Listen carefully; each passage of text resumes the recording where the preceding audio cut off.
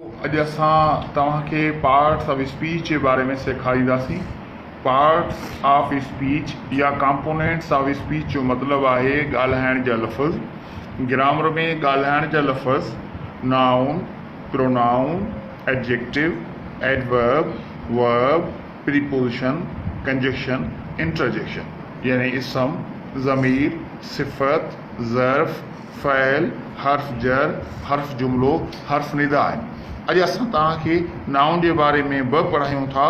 Noun is the name of a person, place, thing, action, quality और condition etc। इसम कंहिं माण्हू जे नाले खे, जाइ, शइ, कंहिं अमल, कंहिं ख़ासियत, कंहिं हालत जे नाले खे सॾिजे थो।